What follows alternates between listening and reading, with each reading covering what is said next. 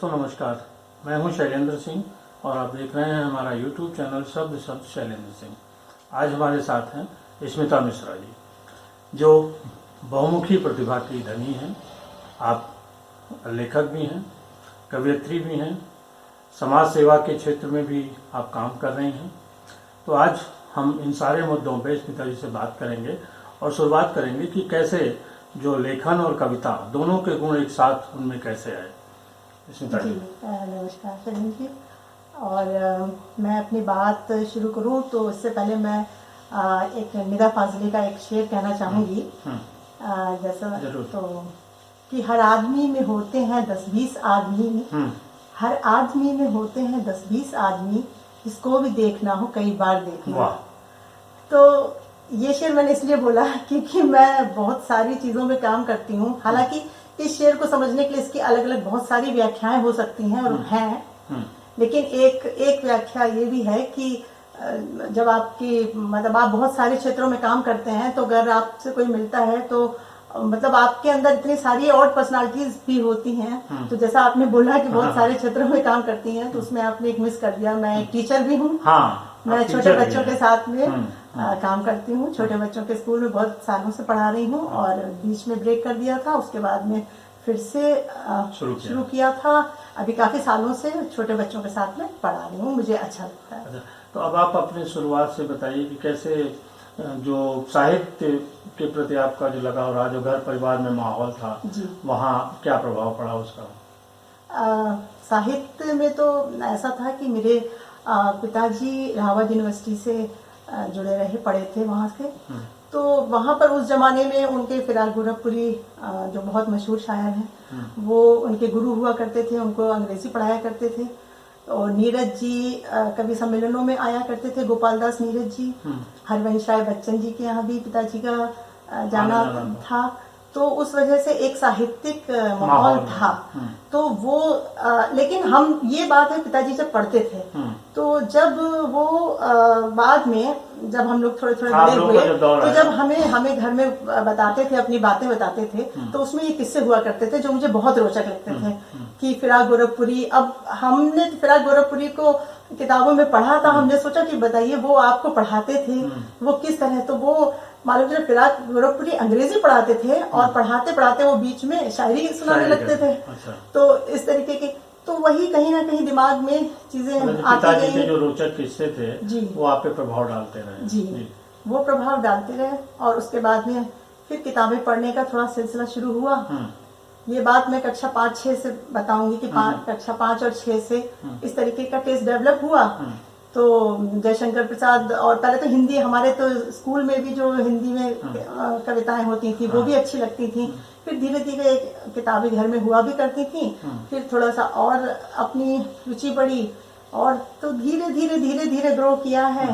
बाद में तो स्कूल और कॉलेज टाइम पे लिखना शुरू किया? जी। अच्छा। मैंने अपनी सबसे पहली कविता जो थी वो कक्षा 4 में लिखी थी, क्लास 4th में। अच्छा। और उसके बाद में फिर धीरे धीरे लिखते गए, थोड़ा थोड़ा लिखा, आर्टिकल्स लिखते थे। कभी किसी परिवार में कभी कुछ हो रहा है तो उसके लिए कुछ लिख दिया। मतलब जो विचार मन में आते थे, विचार मन में आते थे। शक्ल देती थी। डायरी भी लिखा करते थे, डायरी भी लिखते थे उसको। और स्कूल में कल्चरल में बहुत पार्टिसिपेट करते थे। जो स्कूल में प्रोग्राम्स हुआ करते थे उसमें भी, तो उसमें नृत्य वगैरह में भी मेरा रुझान था, तो वो एक अलग पार्ट। उसके अलावा हमारे यहाँ कवि सम्मेलन होता था। अच्छा। तो उसमें मेरी रुचि सबसे ज्यादा होती थी। फर्रुखाबाद में? जी, फर्रुखाबाद में, फतेहगढ़ में। फतेहगढ़। तो उसके बाद में मैंने उसमें जो है गोपाल दास नीरज जी का रोल किया था, पार्ट किया था। और नीरज जी आपको ज्यादा पसंद है? जी, उस टाइम में नीरज जी बहुत पसंद थे, अभी भी पसंद है। नीरज जी ने बहुत अच्छे गीत लिखे हैं, नीरज जी ने बहुत अच्छी कविताएं लिखी हैं। तो जैसे नीरज जी की एक कविता है, आदमी को आदमी बनाने के लिए जिंदगी में प्यार की कहानी चाहिए, और कहने को कहानी प्यार की, स्याही नहीं आंखों वाला पानी चाहिए। तो इस तरह से तो नीरज जी वो साधारण भाषा में ऐसी चीजें कहते थे जो गीत भी बने, फिल्मों में भी आए, तो लोगों को इसलिए थोड़ा ज्यादा पसंद आते थे। जी उनके बहुत अच्छे गीत आए हैं उसमें, फिल्मों में भी, और बड़े अर्थपूर्ण गीत हुआ करते थे उनके। तो इस तरह से बस ये सिलसिला चल पड़ा, और विवाह के बाद एक अच्छा संयोग ये हुआ कि हमारे जो पतिदेव हैं डॉक्टर मनीष मिश्रा, वो उन्हें भी साहित्य में बहुत रुचि थी।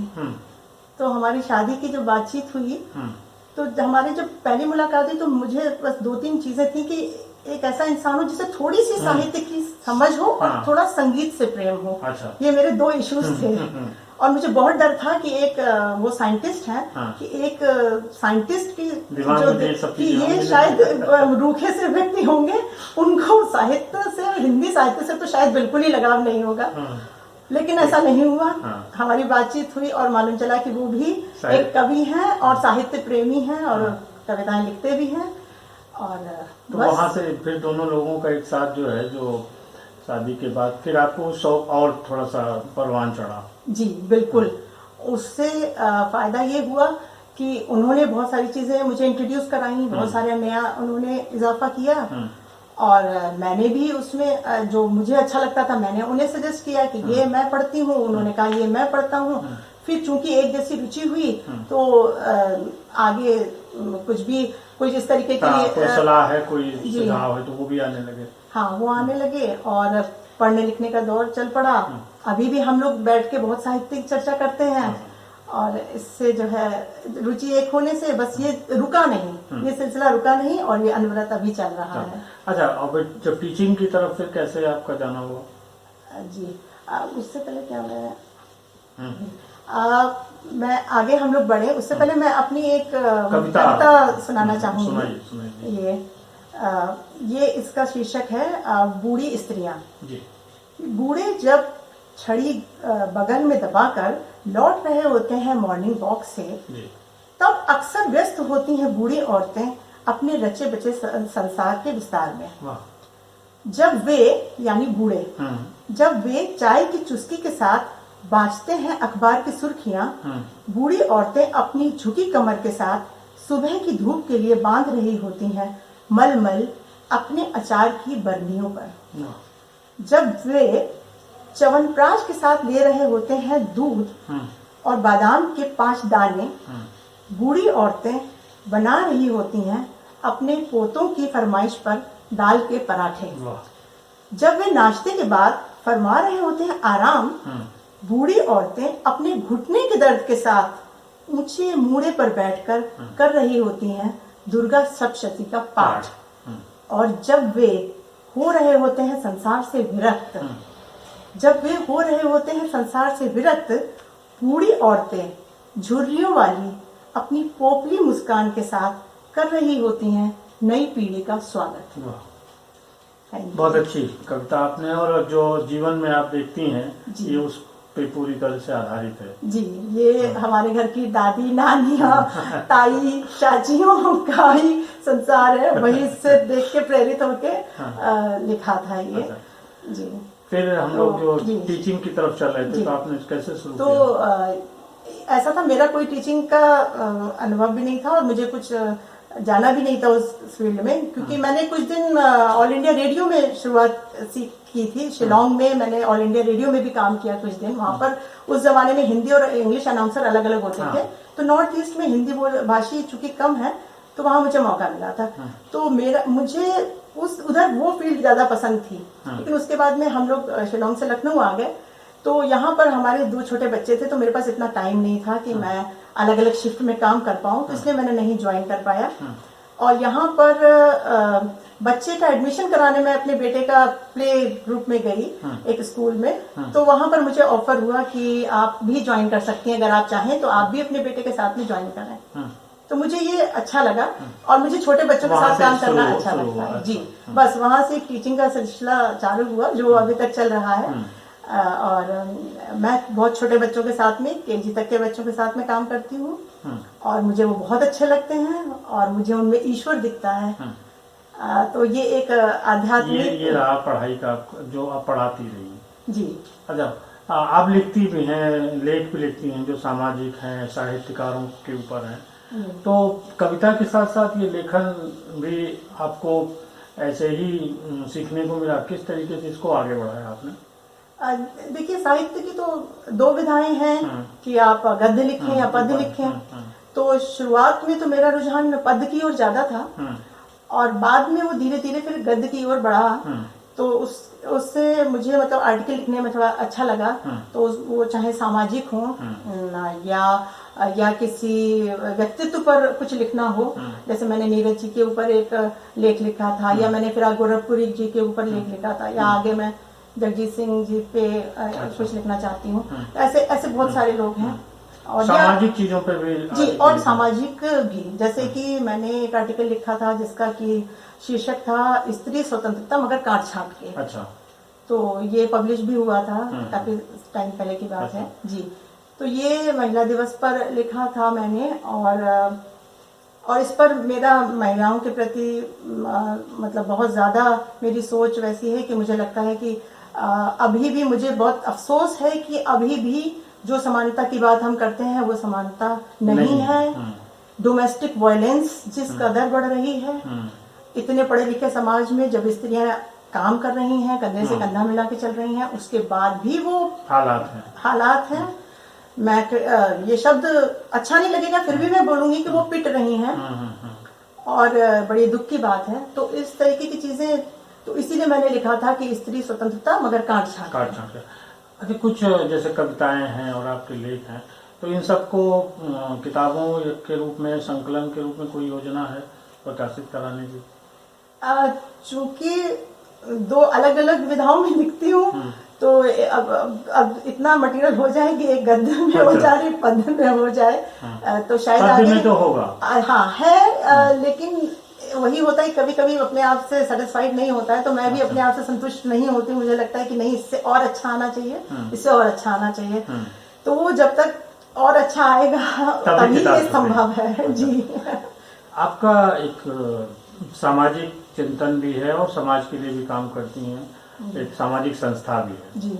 सामाजिक संस्था का क्या परिचय है और किन क्षेत्रों में काम करती है? अच्छा, जी हाँ, मेरी एक सामाजिक संस्था है जिसका नाम समाज है, यानी society for agriculture, Mankind and justice. तो ये एक एरिया है जिसमें कि हम सभी कुछ कवर करते हैं। इसमें एग्रीकल्चर भी आता है और मैनकाइंड एंड जस्टिस। तो जस्टिस तो सभी फील्ड में हो गया। और तो मैं महिलाओं, अभी फिलहाल तो मैंने महिलाओं और बच्चों के साथ में थोड़ा कुछ काम किया है। और काम माने कि छोटे छोटे प्रोग्राम्स किए हैं, ऑर्गेनाइज किए हैं, और जिनमें कि हम उन्हें कुछ जैसे मैंने एक प्रोग्राम किया था, उस समय तो साफ सफाई के ऊपर प्रोग्राम किया था, स्वच्छता पर एक प्रोग्राम किया था बच्चों के साथ में, स्लम बच्चों के साथ में, कि उन्हें हाइजीन सिखाना, उन्हें इस तरीके की चीजें सिखाना और सफाई के बारे में बताना, और इस तरीके का कार्यक्रम किया था। फिर बच्चों के साथ में बाल दिवस पे भी हमने एक प्रोग्राम किया था, तो उसमें बच्चों की पार्टी करवाई थी और बच्चों ने बाल दिवस पे भी किया था। और अभी मैं डोमेस्टिक वायलेंस पे थोड़ा हमारे आगे के प्रोग्राम्स हैं वो करना चाहती हूँ। और बच्चों को ये जो आपका चाइल्ड अब्यूज है, इस पर भी हमने एक कार्यक्रम किया था। अच्छा। और मैंने एक डिग्री कॉलेज में मेंटल हेल्थ पे भी एक प्रोग्राम किया था, उनके शिविर उनका जो लगा हुआ था समाज, हाँ, एनएसएस के जो कैंप होते हैं उनमें उन बच्चों के साथ में एक मेंटल हेल्थ पर भी एक वर्कशॉप की थी, क्योंकि बच्चे बहुत स्ट्रेस में रहते हैं आजकल। तो बड़े खासकर किशोरावस्था के और लड़कियां, किशोरावस्था वाली उम्र चेंजिंग होती है, तो तमाम दबाव होते हैं। तो उन बच्चों से बात करना बहुत जरूरी रहता है। तो अगर आप उन बच्चों के साथ में संपर्क में रहें, उनसे बात करें, और तो उन्हें मदद मिलती है। अच्छा जी। तो आगे और भी योजनाएं हैं समाज में काम करने के लिए, तो अभी उसमें हम करेंगे आगे चलते। कुछ और चीजें जो आप हम लोगों से चलते चलते कहना चाहती हूँ देखने वालों से? जी हाँ, मैं बिल्कुल ये कहना चाहूंगी कि समाज के प्रति सजग रहिए और इस समाज को बेहतर जगह बनाइए, हमारे आप जैसे लोग ही बनाएंगे। अगर घर के आसपास कुछ घटनाएं हो रही हैं तो उनके प्रति जागरूक रहिए, डोमेस्टिक वायलेंस के प्रति जागरूक रहिए। अगर आपके परिवार में इस तरीके की घटनाएं हो रही हैं, आपकी रिश्तेदारी में, तो प्लीज़ आवाज़ उठाइए, उन्हें आप बता सकते हैं, क्योंकि उन महिलाओं की आप मदद कर सकते हैं।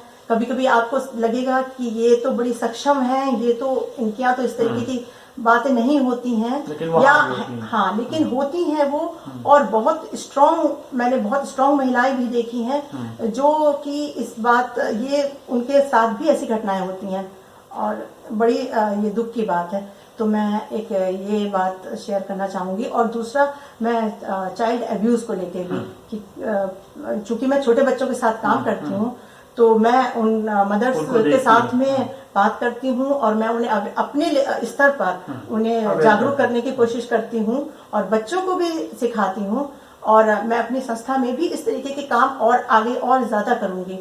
और तो बस ये है कि आप लोग ये दो, क्योंकि जो बच्चे होते हैं उनके आगे जाके उनके मन पर बहुत एक गहरा प्रभाव पड़ता है ऐसी बातों का, और जो उनकी पूरी व्यक्तित्व को प्रभावित करता है।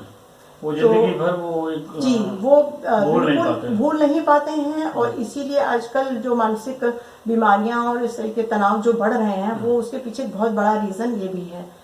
तो यही कहूँगी, और बाद में एक निदा फाजली का शेर से अपनी बात को अंत करूँगी कि निकलो बाग से तो दुआ मांगते चलो, निकलो बाग से जो दुआ मांगते चलो, निकले हैं जिसमें फूल वो डाली हरी रहे।